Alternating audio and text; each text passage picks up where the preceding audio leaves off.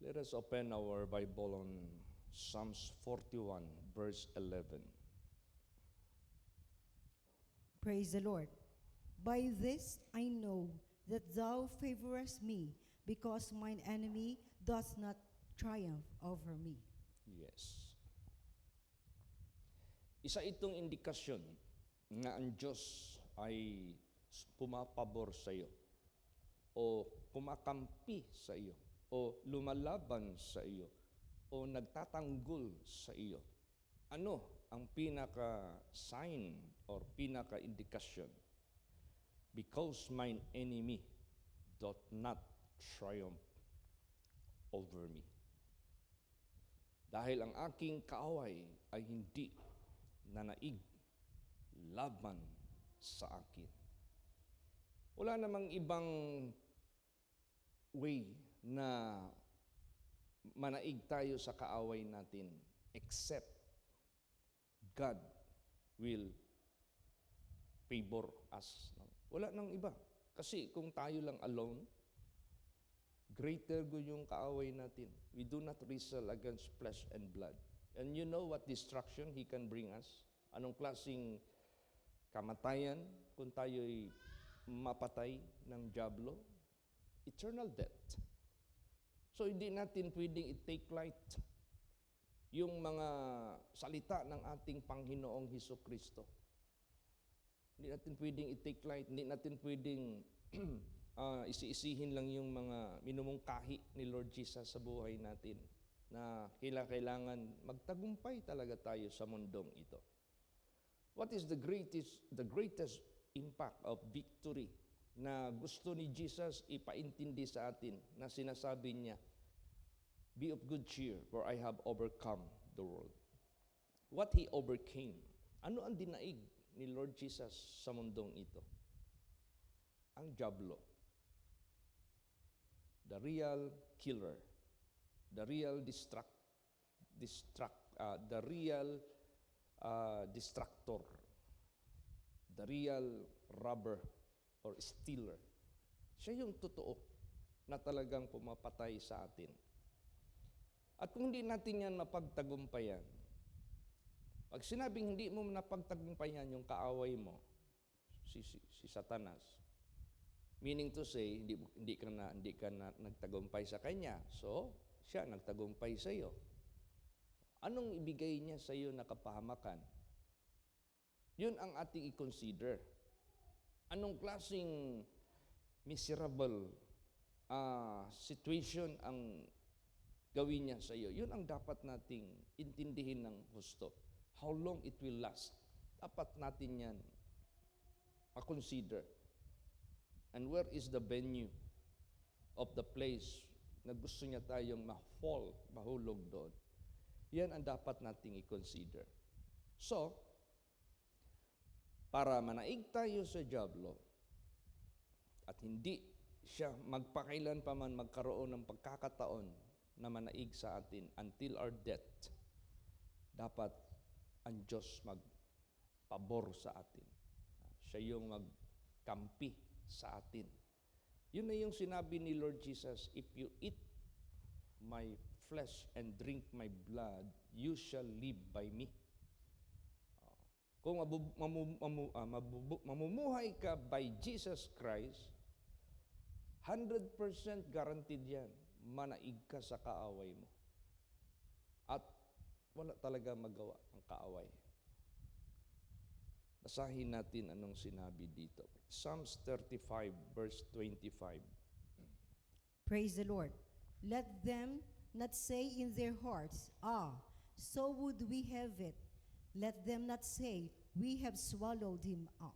Yes, hindi makapagsalita ang kaaway sa iyo na meron silang assurance, meron silang guarantee na kaya kanilang kainin, kaya kanilang kunin, kaya kanilang biktimahin, kaya kanilang ipahamak.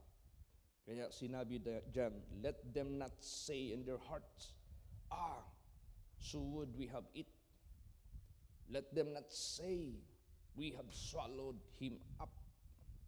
Kailangan hindi yan mangyari sa buhay mo na yung kaaway na gustong kukuha sa iyo, gustong lalamon sa iyo, meron silang kapangyarihan na gawin laban sa iyo. Yun ang pinaka-importante. So yun yung point ni Lord Jesus Christ sa buhay natin.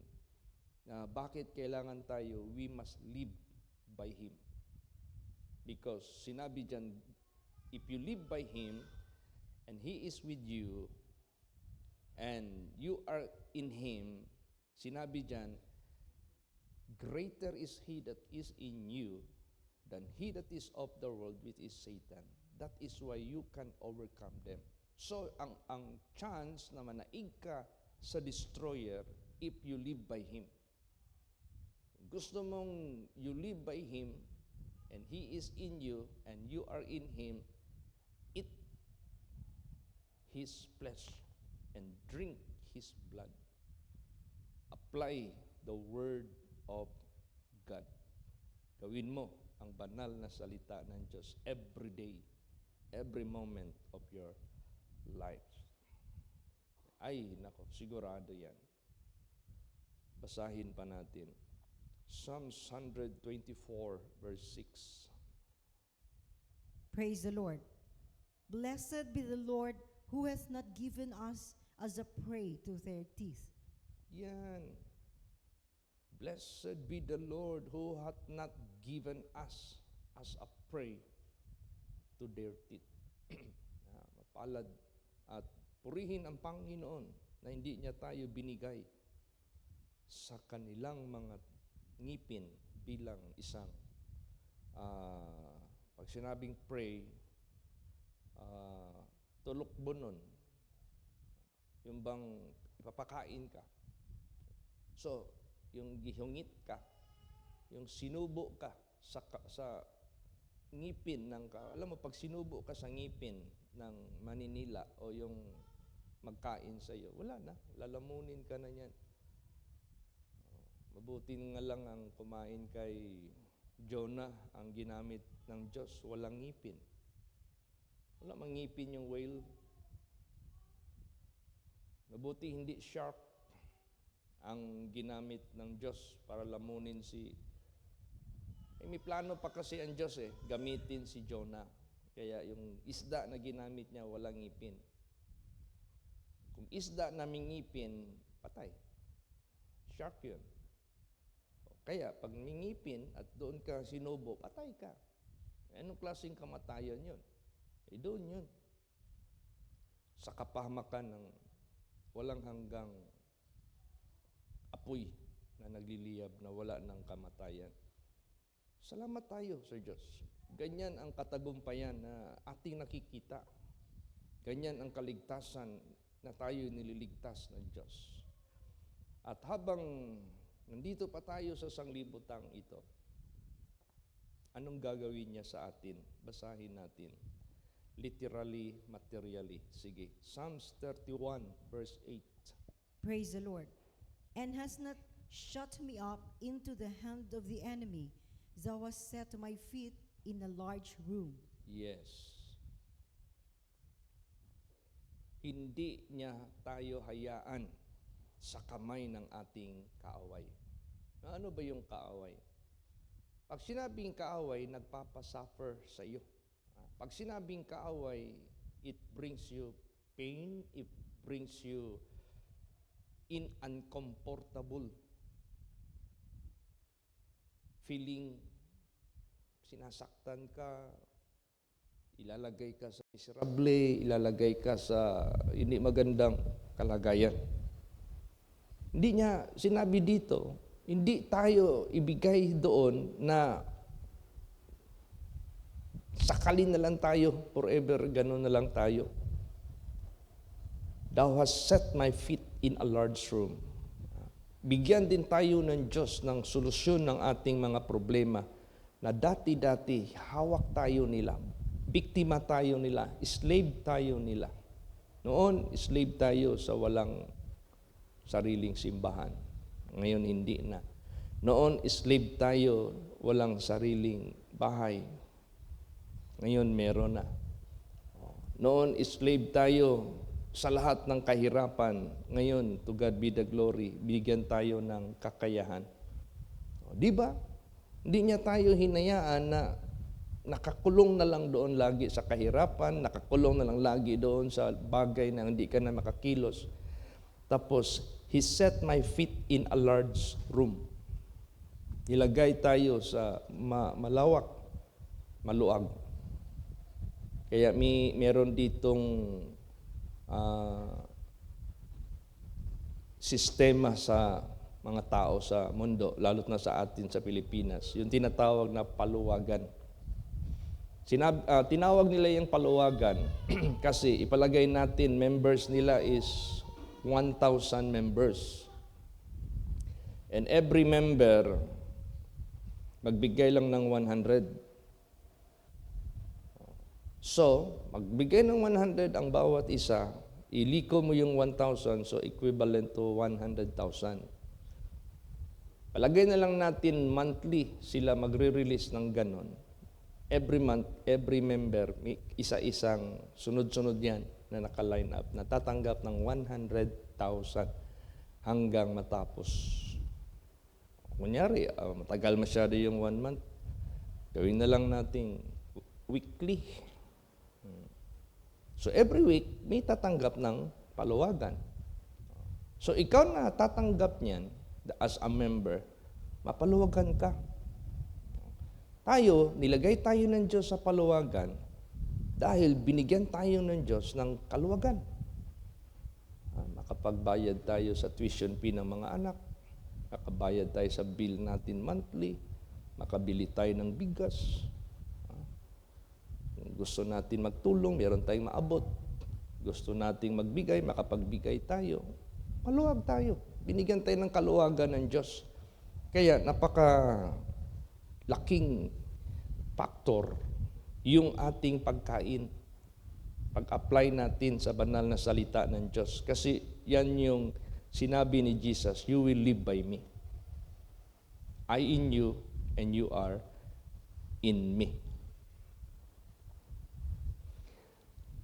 Anong makikita sa atin pag tayo'y sumusunod sa Diyos?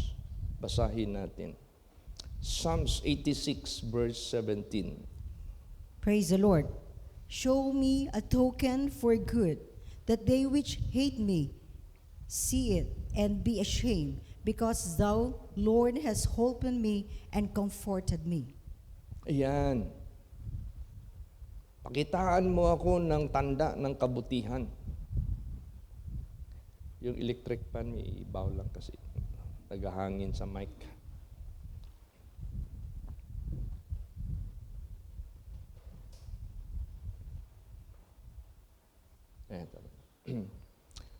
Show me a token for good. Pakitaan mo ako ng tanda ng kabutihan para sila na napupuot sa akin, makita nila at mapahiyaan. Dahil kayo, Panginoon, tumulong sa akin at nag-aruga sa akin. So, ang masamang espiritu, masaya yan sila pag naghihirap tayo, masaya yan sila pag nandyan tayo sa kalungkutan, masaya sila na nandyan tayo sa matatawag nating bilanggo sa kahirapan. Masaya ang taning yan. Kasi ang tendency niyan, kakapit tayo sa patalim. Para bagang, pag nakita niya ang tao naghihirap, kakapit sa patalim. So sa kanya pupunta. Pero sa buhay natin, nung nakilala natin ang gospel, dumaan man tayo ng kahirapan, kumakapit tayo sa Panginoon. Nung kumakapit tayo sa Panginoon, awa ang Panginoon sa atin. Gusto ng Diyos ipakita sa kaaway natin na yung kanyang wish na ikakapahamak natin, baliktarin niya ng Diyos. Magpapakita ang Diyos ng token of good sa buhay natin para yung kaaway natin makita nila how God helped us, how God comforted us para mapapahiyaan sila. Ganun ang ginawa ng Diyos sa buhay natin. Praise the Lord. Kaya kumbaga pa, mai-insecure na yung kaaway natin si Taning. Sabihin na ni Taning na parang nakikita ko na nire-reward na ng Diyos yung mga anak niya. Na kahit sa kahirapan, hindi kumapit sa patalim, hindi lumapit sa akin, kumapit pa rin sa Panginoon. At ngayon, natatanggap na nila yung biyaya ng Diyos. Parang ano na ako nito bihado na ako nito. Parang wala na akong kakayahan. O di tuloy-tuloy tayo. Tuloy-tuloy. Minsan nag-testimony si Pastor Jong. Gumanda yung bahay niya Pinapicturan ko nga ang ganda ng bahay ni Pastor Jong. Tapos yung kanyang sasakyan, brand new. Almera, binili ng anak niya. Yung bahay, ginamit din ng Diyos. Yung anak niya na Siman, pinatayuan siya ng magandang tirahan. Kompleto talaga. So, sabi ni Pastor Jong, merong danger dito sa prosperity. Mag-ingat tayo. So, pag nilagay na tayo ng Diyos sa prosperity, tinulungan tayo, nilagyan tayo ng paluwagan, may danger dyan. Kailangan sa prosperity na yan, alamin natin what is the purpose of God, why He prospered you. Ang purpose ng Diyos yan, para mag-abound ka sa good works, para mag-increase ka sa righteousness. Use the blessings of God which prospered you for the glory of the Lord. Abound more in the works of the Lord. Kung nung una limited masyado ang buhay mo, you cannot move except parang pati sa sarili mo kulang ka.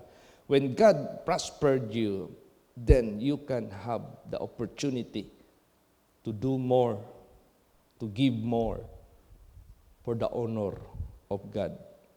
Kaya, ganun ang purpose ng Diyos. Basahin natin ang Jeremiah 20 verse 13. Praise the Lord. Sing unto the Lord, praise ye the Lord, for he hath delivered the soul of the poor from the hand of evildoers. Yes. Mahawit kayo sa Panginoon, purihin ang Panginoon sapagkat nagligtas sa kaluluwa ng mga kabus o ng mga pobre mula sa kamay ng mga evil doers. Di ba? Binigyan tayo ng Diyos ng superiority against evil doers na hindi tayo maging under sa kanilang wish na masama. Yung wish natin na ikabubuti sa atin, yun yung granted by the grace of God. At saka itong mga blessings sa mundong ito. The Bible says the riches of the Gentiles is ours. Kumbaga pa, kung sa gira pa noon, ang mga children of God, na they got so much spoils from their enemies. O ganoon din sa buhay natin. Basahin natin. Colossians 2:15. Praise the Lord. And having spoiled principalities and powers, he made a show of them openly, triumphing over them in it. Yes. Ito lang mga demon-possessed na ating experience. Hayagan na natatalo natin sila. Hayagan na napapa-surrender sila. Hayagan na lumalaya sila. Hayagan na nasasaktan sila. Hayagan na sila ay talagang sumisigaw at lumalayas ng panandalian. Having spoiled principalities and powers. This is about the power of darkness. He made a show of them openly. Openly. Hindi ito masabi na hindi mapansin. Kitang-kita. Triumphing over them in it. Dinadaig niya yung masamang espiritu openly. Paano niya pinagtagumpayan ang masamang espiritu? Ganon din. openly na pagtagumpayan natin ang kahirapan. Openly na pagtagumpayan natin ang lahat ng mga nag-alipin sa atin nung una. Pero hindi tayo kumapit sa patalim. Kumapit tayo sa Panginoon. Binigyan tayo ng Diyos ng reward na madaig natin sila. Maging superior tayo sa kanila. Di ba? Isang indikasyon yan. Openly, binibigyan niya tayo ng katagumpayan against principalities, against powers of darkness. At maliban dyan, yung masamang espiritu noon, na pagkaharap ni Jesus, yung mga demon possessed, takot sila kay Jesus talaga. Basahin natin. Revelation 20, verse 10. Praise the Lord.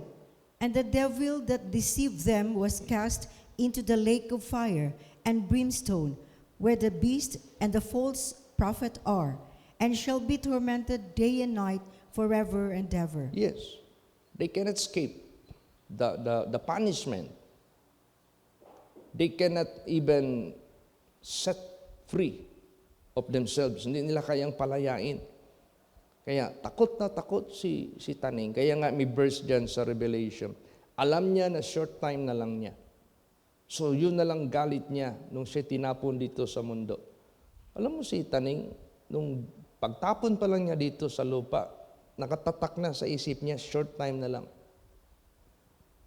Kaya itapon na siya sa impyerno. Yung pagsimula pa lang pagtapon sa kanya, kailan yun? Na-anticipate na niya, short time na lang, itatapon na siya sa impyerno. Kaya sinabi doon, woe unto you the inhabitants of the earth, because the devil so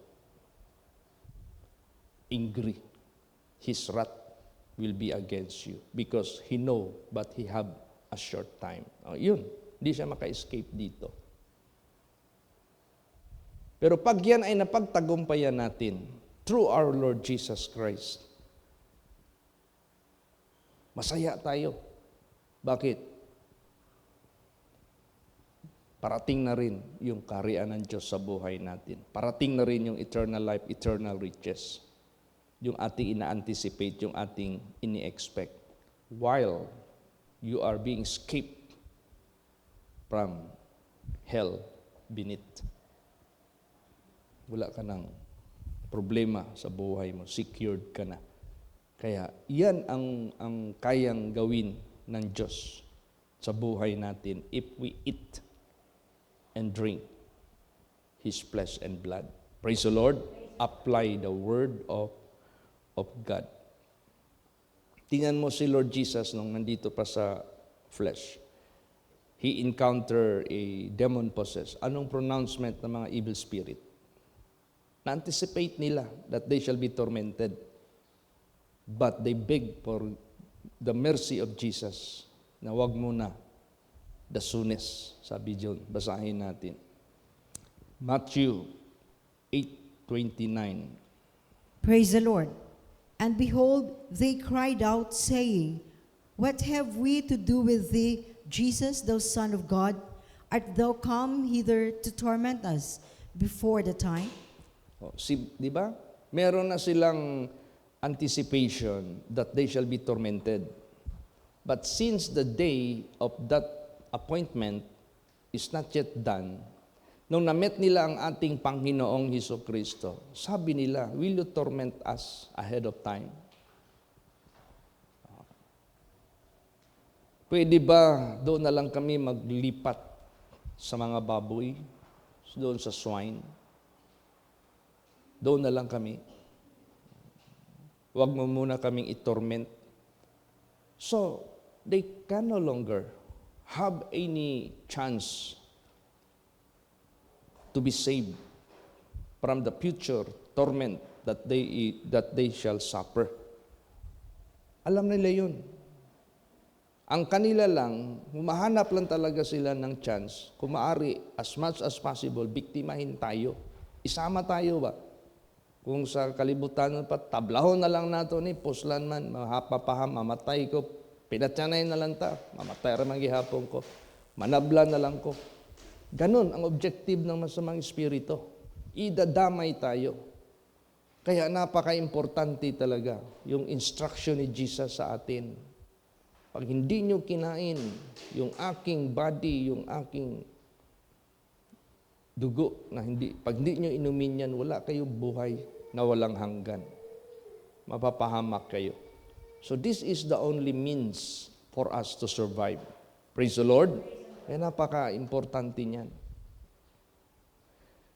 Sino pa yung tao dito na naging parable ni Jesus Christ? Basahin natin ano ang kanyang salita. Luke 16:28. Praise the Lord. For I have 5 brethren, that he may testify unto them, lest they also come into this place of torment. Yan. Sabi niya, meron akong 5 kapatid. Buhayin mo si Lazarus. Ibalik mo doon sa lupa para siya yung mag-testify sa kanila. Baka, sabi doon, mangyari, sila rin ay makarating dito sa place of torment.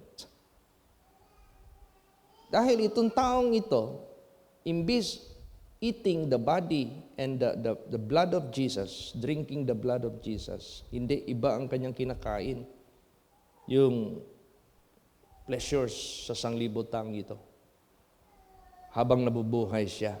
Ay, nung namatay siya na naman na mag-suffer. Samantalang si Lazarus, nung nabubuhay pa, hindi niya kinain yung mga kasalanan. Kontento na siya sa kanyang buhay na mag-suffer. Siya naman ang binigyan ng gantimpala. Kaya minsan, ang tingin ng mga tao na mga nasa sanglibutang ito, kinakawawa ng Diyos yung mga obedient children of God. Para bagang kinukunan ng privilege ng Diyos ang tao mag-enjoy. Hindi nila alam, it is a trap, it is a, tawag niyan, bait. Yung kasalanan sa sanglibutang ito na pinapain sa mga tao para matukob, para painganyo. Kung walang Word of God, we don't know what to do. We don't know what to perform. Pero dahil sa banal na salita ng Diyos, alam natin what not to do. Alam natin what we should do. So, habang ina-apply natin yan sa buhay natin, sigurado. Tingnan mo yung system of the Antichrist na sinabi dyan sa banal na salita ng Diyos. Malapit na yan. Pag balik ni Jesus, ma-rapture ang mga buhay, ma-resurrect sa first resurrection ang mga patay na nandyan sa Kanya. Mag-full blast na ngayon. Alam mo naman, ang approach pa naman ng Antichrist, half of 7 years, magpakita mo na siya ng goodness and kindness sa mga tao. In the middle of that 7 years, mag-declare na siya ng puwersahan na. Okay, this is now the time for you to decide.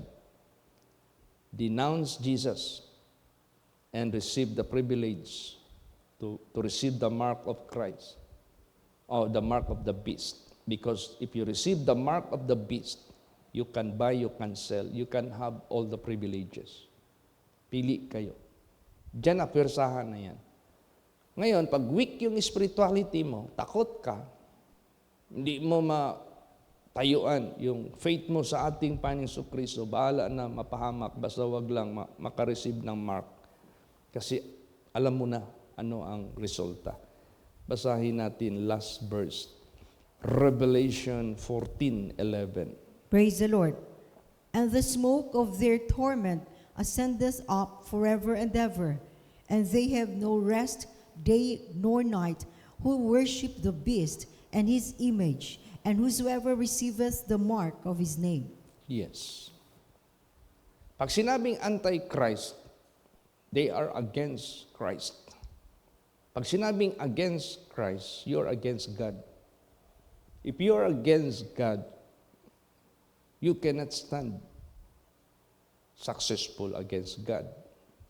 Papahamak ka talaga. As what happened in heaven, as what happened in Noah's days, as what happened in the old days, until now. Anong nangyayari ngayon? Dami pa rin mga taong who are doing against God. Wala silang nagawa. Ayun lang sa nangyari sa California. Nakita niyo yung Hollywood actors and actress na sabi ng MC, okay, who would vote for this actor? Ang laki ng ng score. Who will vote? Nag-votation sila. Who will vote for God, the Creator? Walang nag-vote because ang kanilang isip, Illuminati na na-deceive na naman sa mga espiritu, tinawanan ngayon dahil zero yung Diyos. They mock God. Sunog yung nila, quarter nila, yung mga residences ng mga napuntahan namin yan eh. Nakita namin yan, pinasyal kami ni Brad Mark, Pastor, punta tayo ng Hollywood Mountain. Ginawa yung Hollywood Mountain kasi most of the actors and actresses dyan naka-reside. Paakyat yan. Tapos pagdating mo doon sa bundok, makita mo yung malaking nakasulat, Hollywood. Sunog yung malaking area doon because they mock God. Yung pinakasikat na band noon, yung Beatles, nagkamali lang kasi magsalita si John Lennon. Sabi niya kasi, we are more popular than God. Di ba? Pinatay siya ng fans niya. Yung fans niya, yung kanyang, one of his fans, yun ang bumaril sa kanya. Patay siya. So, ano pa kaya itong punishment na ni-describe dito? You cannot avoid this. Kaya, wala nang ibang paraan. Believe the Lord Jesus Christ and keep His words para maka-escape tayo sa nakikita ng Diyos na gustong gawin ng kaaway sa buhay natin. Satan is the most matatawag nating pinakamantas sa lahat. He will not let you go from the prison cell. Only Jesus can set you free. Kaya dito tayo sa ating Panginoong Kristo. Salamat tayo, napalaya na tayo. So we have all the freedom to serve God. We have all the freedom to honor God, to glorify God, to keep His words. Kaya habang nabubuhay tayo, use the time wisely. Redeem the time in performing, applying the Word of God. The do's and the don'ts, observe it accordingly. Praise the Lord.